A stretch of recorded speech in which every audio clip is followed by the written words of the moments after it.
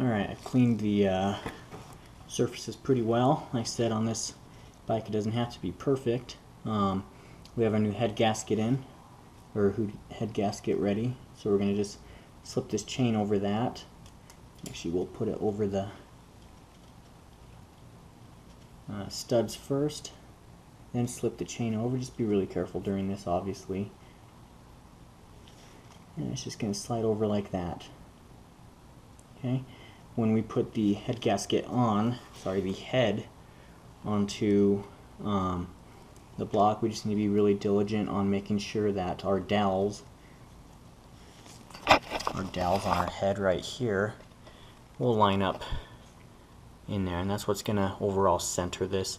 If you want, you can take pliers and actually pull these out and put them in first. That's one method. It's kind of personal preference. But we'll be go ahead and sliding the head on next. Okay, as we get ready to slide this on, things we need to be aware of are this chain. We need to make sure we feed the chain through this hole and out there, just like when we pulled it off. We need to make sure this gasket stays nice and centered. So we'll go ahead and start kind of putting that on now. Start with, we need to move that just a little bit. Okay. So we got it on the studs now. Now we're just going to feed that timing chain through there a little bit. Start guiding that down. Once you get it far enough,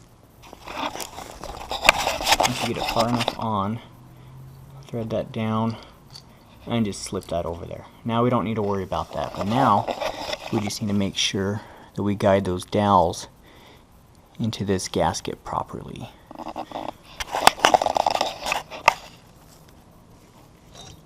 And we're going to do that by lifting up on the gasket a little bit and just pushing it on just like that.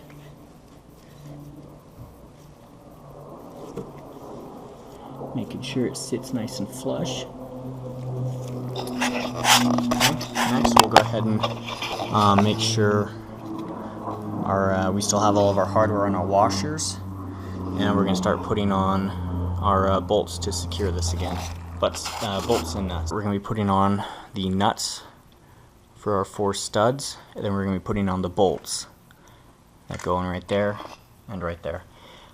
These will have to be torqued in a certain sequence and a certain torque, and to make sure you're getting proper torque, we are actually going to see if I can get you a better view here. Hopefully that's a little better. But to make sure they actually reach proper torque, we're going to take all of our washers and apply just a little bit of engine oil on them. The reason why we do this is because if there's things like dirt or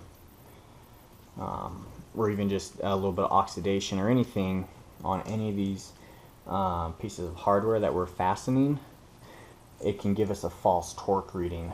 For instance, if maybe this was kind of rough and it's sitting underneath the bolt or the nut, when we go to torque it, we may need 50 foot-pounds. It may actually be at 40 foot-pounds, but because it's having a hard time turning, it may think it's at 50 foot-pounds. So we're going to very lightly oil the threads on these, just enough to get them kind of wet.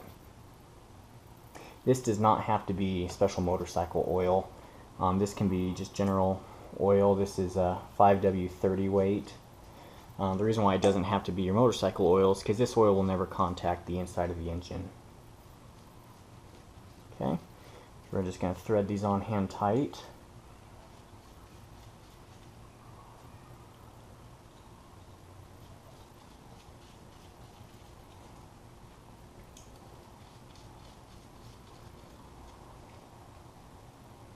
And we're going to do the exact same thing with these bolts. These are the ones that go just to the side and below. Right in there.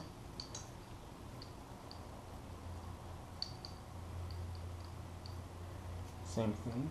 Just get it hand tight.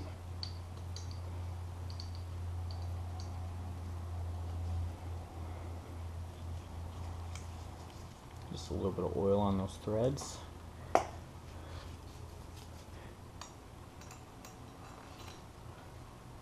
Okay, we are ready to torque these down. So according to Yamaha, the sequence they want them torqued in is 1, 2, 3, 4, then your small ones 5 and 6.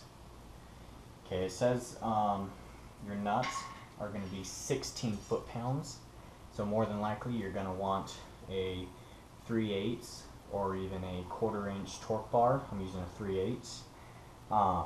So these are 16 foot-pounds, and then your small little bolts, they're only 7.2. And what I found is at 7.2 foot-pounds, my torque wrench, I don't even know if it's accurate to that low, and so I usually torque these down and then just snug these up by hand. They do not need to be tight at all. These are going to be the important bolts. Okay, so it does say do them in sequence. So we'll go ahead and do this one. These are basically just hand tight or finger tight. So I'll just do a little bit there. 2. There's 3.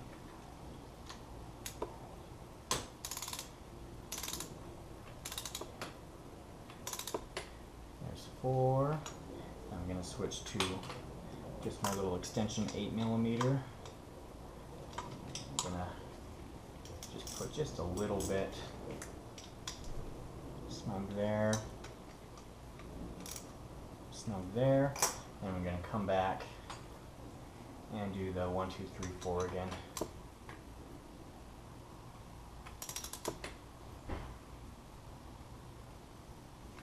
a little bit there. One thing that's crucial is make sure that you have a calibrated torque wrench. Just because you buy a torque wrench brand new does not necessarily mean it's going to be calibrated from the factory. It's very easy to calibrate these. You can go on to just the internet and look up a very basic how-to video on calibration. So I made sure these were all calibrated before starting the video. I may do a video in the future on how to calibrate, a very easy method, but there's enough videos out there already that you should be able to find one.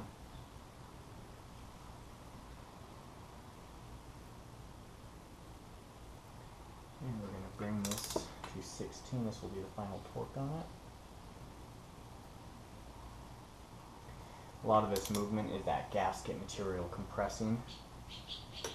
Okay, so I got it to click there. I'm going to do this guy now.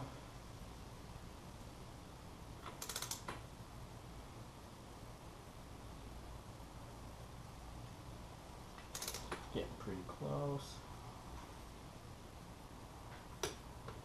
Okay, I got this guy next. I'm using a pretty inexpensive torque wrench. Even though it's inexpensive doesn't mean it's going to be crap.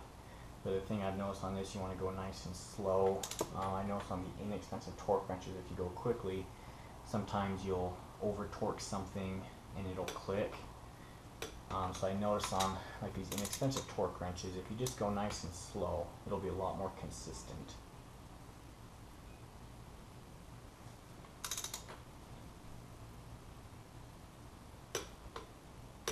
Okay, there we go. I'm going to tighten these up, just snug them up. Just, like I said, not much more than hand tight. Then I'm going to go through this one more time, make sure all of them reached torque. Okay. Okay. That one's good. And that one's good. Perfect. Release the tension on your torque wrench, and we're ready to start putting some of this stuff together.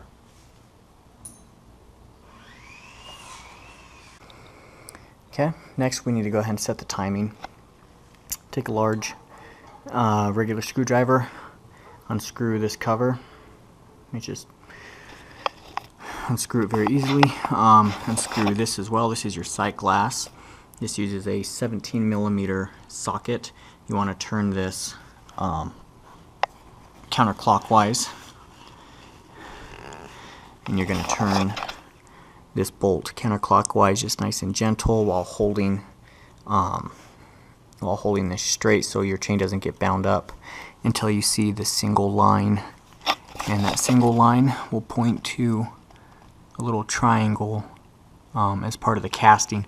When you get those two lined up, your piston is going to be at top dead center, and we're ready to set the timing on the camshaft sprocket. Okay, time to set the timing. We've made sure that that is the top dead center on the crankcase end, and in order to make sure we're at top dead center on the camshaft end, this sprocket has a notch in it right there. And when we put that chain on it, once the chain's on, that notch needs to line up with that kind of triangle in the casting. This is also keyed. See that little finger that kind of sticks out there? It can only fit into the camshaft at that keyed spot. So if this is your first time setting timing, it can be kind of a challenge. It can take you a long time. But what I do is I set this to top dead center, then I visualize how this is going to fit in there. Okay, and the easiest way to get it on is to kind of push it in, and as it goes in, you push it down a little bit, and that'll give you a little bit of slack in that chain. And then once you get it around the chain, you can kind of push it on here, and you can walk that chain one way or the other, depending on if you need to advance it or retard it. And I'll kind of show you what I mean by there. Chances are I'm not going to get it right my first time, but we'll give it a go. Okay, so I'm going to pull my chain. I know my mark needs to line up about right there, so I'll go ahead and kind of hold this like this, and I can kind of see about where my mark is going to have to go.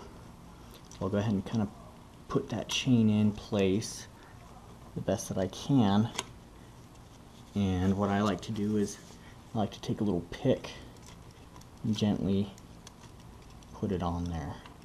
Okay, and that'll also, with the pick, it'll also just kind of help move some things around as you need it. Okay.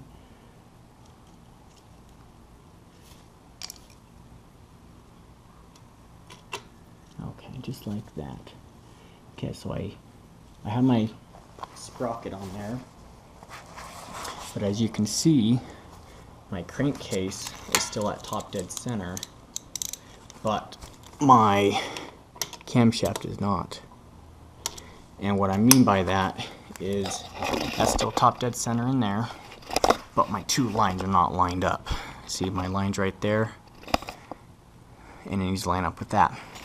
So this is not too hard to fix, because all you have to do, and it's a technique thing, but what you want to do is you think, okay, how many teeth do I need to move forward to? So basically this line's on that tooth, and it needs to move over 1, 2, approximately 2 teeth.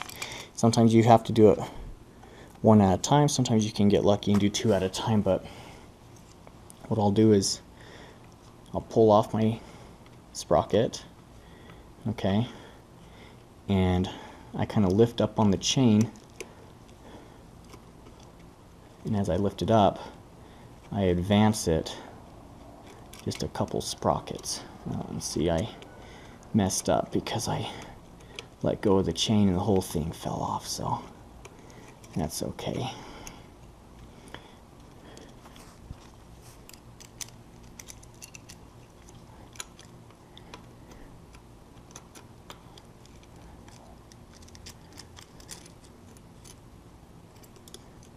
And sometimes you do just exactly what I did, and you gotta restart everything. The challenge that these have is that they don't give you a lot of space.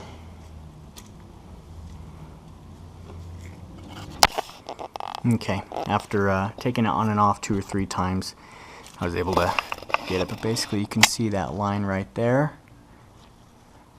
lines up with that line right there. And if you come to the back, that line right there lines up with that line. To really make sure you're not a tooth off, you're going to have your chain tensioner right here, so you can take your finger and kind of push down on that chain. Make sure the lines are still lined up, and we look golden. So now that you have this set, make sure that you're in the right spot in your camshaft, that it's sitting flush, because if you don't have that keyed correctly, it won't sit flush, and you'll end up busting a tooth on that, or bending valves, or all kinds of bad crap. So next, go ahead and put your bolt in. Make sure there's no hair on it first. Put your bolt in place, because we do not want that moving at all.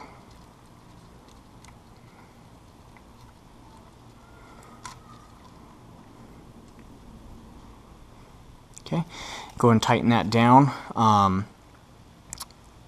When you move it, when you tighten it, it's going to want to, the whole thing's going to want to move on you. So what I like to do, I like to just take the kickstart and kind of push it down while I turn this, because the kickstart will want to spin it this way, so if you tighten it that way, it'll hold it in place. So we'll pick up after I tighten it, and we'll go ahead and start the tensioner. So in your top end kit, find yourself your little tensioner gasket. It should look like that. Okay. It'll set on just like that. Now before we can actually put the tensioner back on, we need to reset this. Okay, and we do that by taking a 10mm or just an adjustable wrench,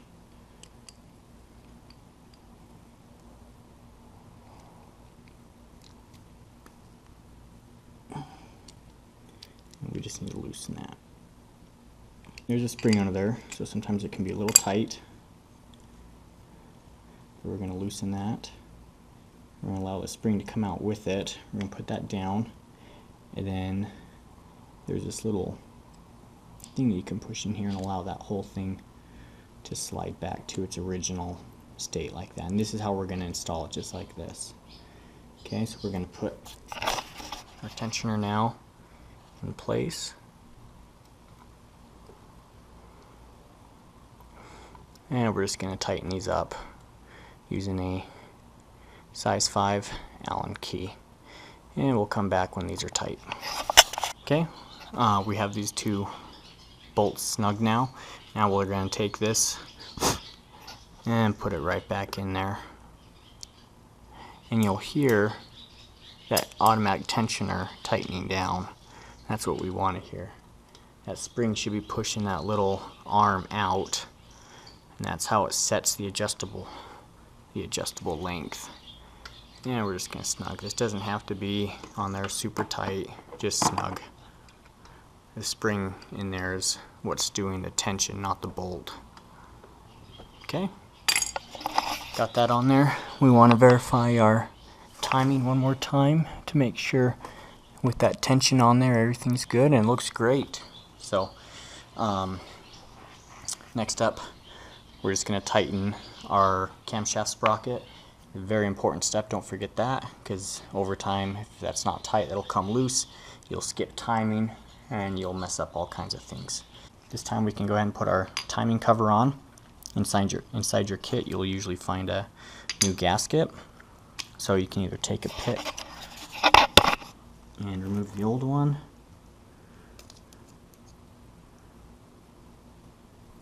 slide that out, put the new one in. Okay, put a little bit of oil just on it so it's not going on dry, and go ahead and install it.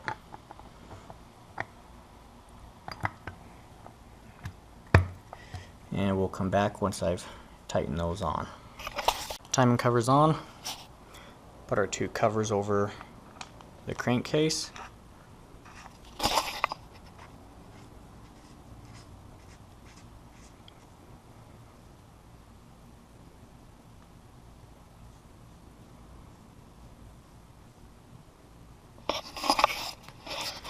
And they have O-rings, so they just need to be snug, not tight.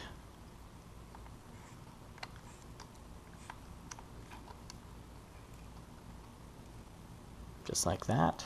Okay. We can go ahead and put our choke back in place. Like that. Tighten the little plastic nut behind it. Just finger tight. Make sure it still works. Perfect. Okay, next up we can mount the carburetor. Inside your kit you'll also find new O-rings. You should find two of them. One that goes from the head to the intake tube, and one that goes from the intake tube to the carburetor. So make sure you replace those. We'll just be putting those on next. We got our carburetor back on. Just snug these bolts up.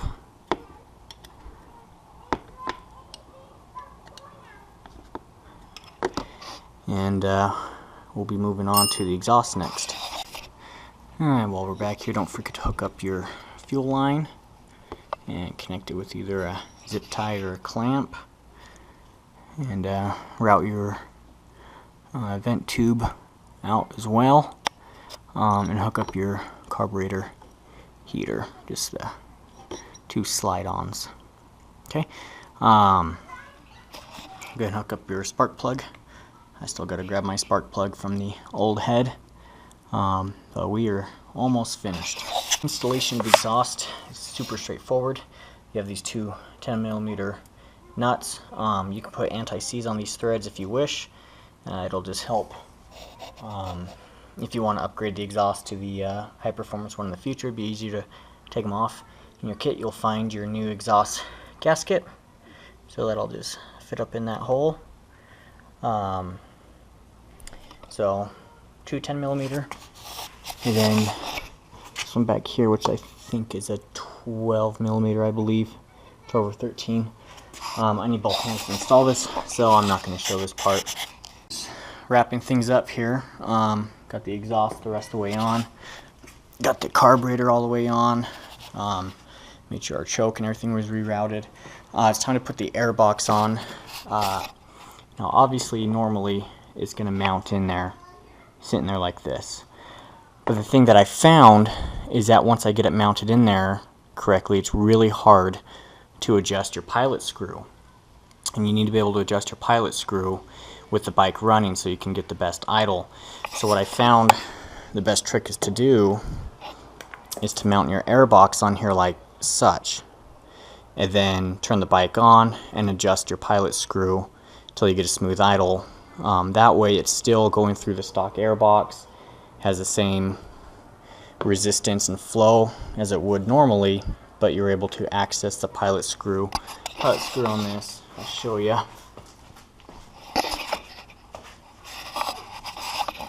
Sits right in there. It's that little copper, brass, gold colored one. So I'm not going to tell you how to tune your carburetor. There's plenty of videos online showing you how to do that. That's just a little tip I found to do that as a temporary means of tuning it. Once you get it tuned, then put it back in place the proper way. Other than that, that's it. We've rebuilt the whole top end, new gaskets, everything. Should run pretty well from here on out. Thanks.